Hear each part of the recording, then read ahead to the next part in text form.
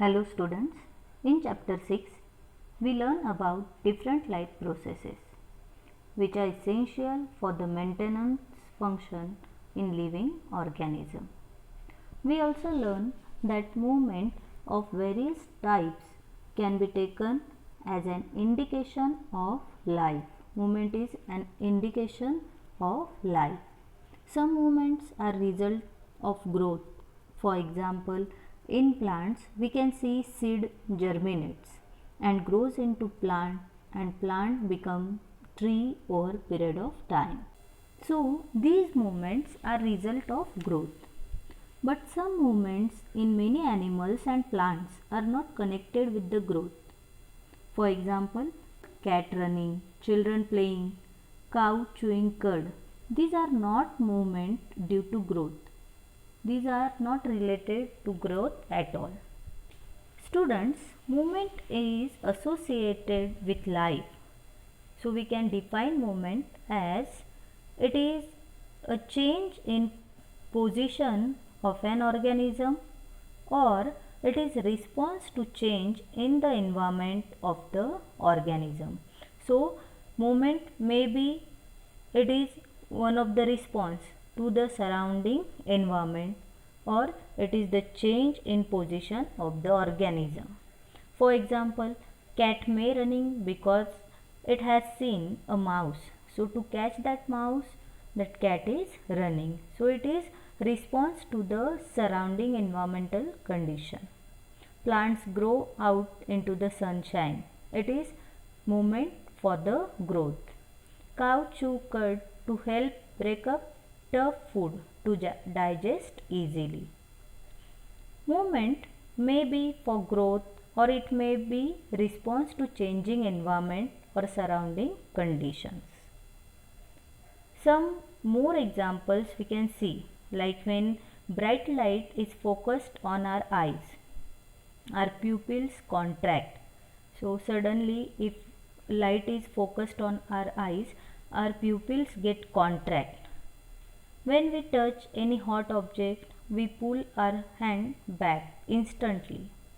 Such movements are seen for the protection. So these movements are not for growth or not for any other function, but these are for the protection. So from all these examples, we come to know that movements are seen for growth, protection, any other function, or as a response to change in the environment of an organism. So these are different reasons for the movement in organism. If we think more about this, it comes apparent that all this movement in response to the environment is carefully controlled. So all these are control movements. For example, when we want to talk to our friend in class, we whisper rather than shouting. You will not shout while talking with your friend in class when teacher is there. You will whisper. Means the movement depends on the event that is triggering it. So based on the surrounding condition, situation, our movements are there. We come to know that where we can talk loudly, where we have to whisper, where we can walk slowly, where we can run.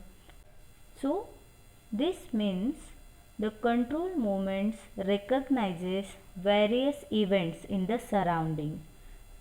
तो इसका मतलब क्या होता है कि हमारे जो movement है वो होने से पहले हम सराउंडिंग कंडीशन को रिकॉग्नाइज करते हैं. हमारी बॉडी समझ लेती है कि हमें कहाँ कैसे रिस्पॉन्स देना है, कैसे बिहेव करना है, and shows correct response to the stimulus. This means that like other systems such as digestive system, circulatory system, living organisms must have a system providing control and coordination. So this control and coordination is also an important life process which help living organisms to survive in changing surrounding condition. So in this lesson, chapter number 7, we will learn about control and coordination. Students, we learn in 9th class that in multicellular organisms, specialized tissues, that is nervous tissues, are helping for control and coordination. Complex organisms are having nervous system. Animals have nervous and endocrine system for control and coordination. The control and coordination in all the animals is done by nervous system. Nervous system consists of network of nerve cells or neurons. Some of these nerve cells have specialized tips which detect the external stimulus. These specialized tips are called as sensory receptors. So the neurons which are having specialized tips, which are having ability to receive the stimulus, are called as sensory receptors. And all the sensory receptors are present in the sense organs. We know we are having 5 sense organs. So these sensory receptors are present in our sense organs. For example, in inner ear, skin, nose, tongue, etc. Sensory receptors present in tongue are called gustatory receptors. And if these are present in our tongue, its function is what? To detect the taste. Because of these receptors, we can say that food is sweet or salty. We can taste the food. It is tasty or not. Sensory receptors present in our nose are called as olfactory receptors. Olfactory means related to the sense of smell. These receptors detect smell. Thigmoreceptors are present in the skin and function is to detect touch. Photoreceptors present in the eyes and their function is to detect vision. So photo means related to the vision. Audio or phonoreceptors are present in the internal ear and obviously their function is to detect sound. Students, see activity 7.1. Put some sugar in your mouth. How does it taste?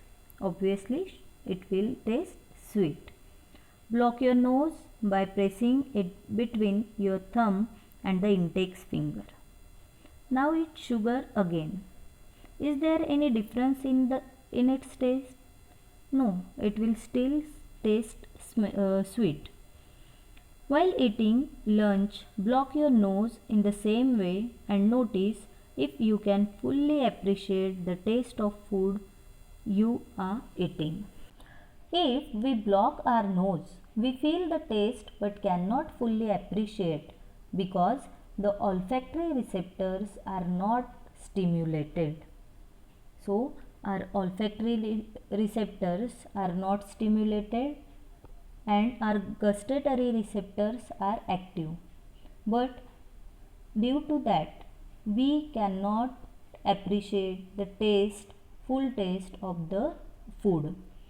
We cannot feel the smell. When we have cold, olfactory receptors are covered with excessive secreted mucus. And at that time also, we can't taste the food or we eat the food. But we are unable to recognize its taste fully. We can't appreciate the taste of that food fully as our olfactory receptors are covered with excessive secreted mucus. So, this means our olfactory and gustatory receptors are required together to enjoy the taste of food. Now, we will discuss about structure of neuron. We have discussed this in class 9th also. The neuron consists of cell body, dendrites and axon. Cell body is the spherical part of neuron which contains nucleus. Dendrites are the branches of neuron. So the small fibers which are arising from the cell body are called as dendrites. These dendrites receive signal from the other cell.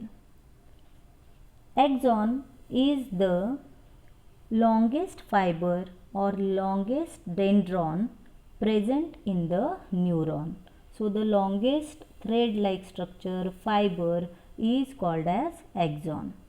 Axon transmit the signal to other cells. Now let's see the function of neurons. The main function of nerve cell is to receive, conduct and transmit the signals.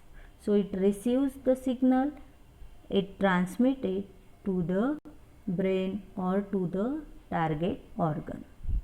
The dendrites of the nerve cell receives the signal and sets off a chemical reaction.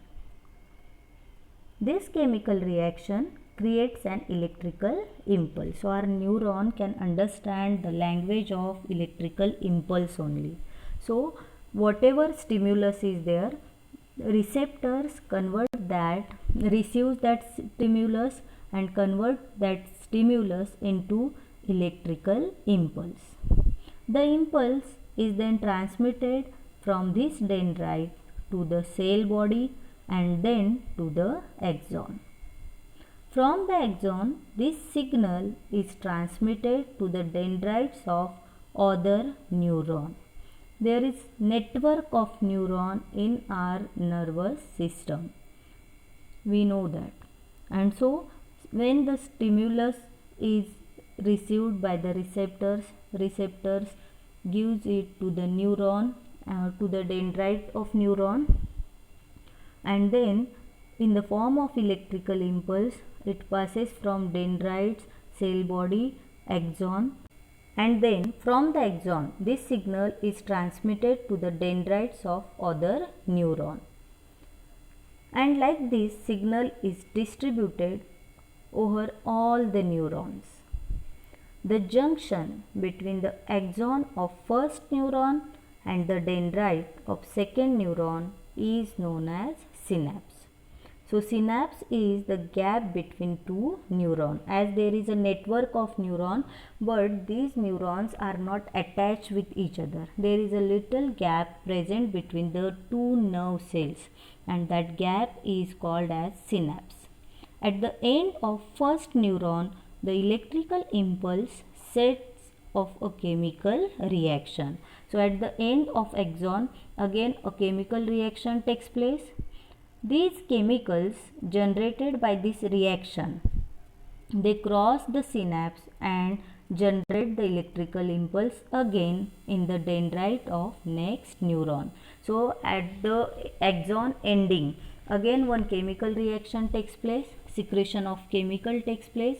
These chemicals will cross the synapse, that gap between two neurons, and again it will generate the electrical impulse. That electrical impulse goes to the next neuron, dendrite of next neuron, and finally the impulse from all these nerve cells is transmitted to the cells of sensory organs like muscle cells or glands. Here in the diagram we can see how the axons are transmitting information to muscle cells. Here we can see that neuromuscular junction. Here we can see how the axon is transmitting the information to the muscle cells. So this is structure and function of nerve cell or neuron. Students, when we touch any hot object, we can observe quick movement of our hand, and that movement is called as reflex action. We can define reflex action as an involuntary instantaneous movement in response to the external stimulus. Involuntary means without conscious control of or without conscious will. is called as involuntary. When we touch any hot object, the signals from our hand are taken up by the neurons and are transmitted to the brain. These signals are detected by brain and the brain prepares the response which is transmitted back from the brain to the muscles of our hand. And so we take our hand away from the hot object. Neurons that carry the signals from all the body parts and transmit to the brain are known as sensory neurons. So जो neurons body part से stimulus लेके brain को देता है उसे कहते हैं sensory neuron. While neurons that carry the signals from the brain to all the parts of body are called motor neurons. And neurons जो ब्रेन से रिस्पॉन्स लेके इलेक्ट्रिकल इम्पल्स लेके हर बॉडी पार्ट्स को टारगेट ऑर्गन को देता है उसे कहते हैं motor neurons. And one more is there that is relay neuron which is present between the sensory neuron and motor neuron. Students, reflex responses are very quick, but it would take longer time if the information goes the whole way from sensory organ to the brain, and so the responses to these reflex actions are given up by spinal cord. You can see in your book that the reflex action are given up by the spinal cord because spinal cord is the point, it is the meeting point of sensory nerves and motor nerves.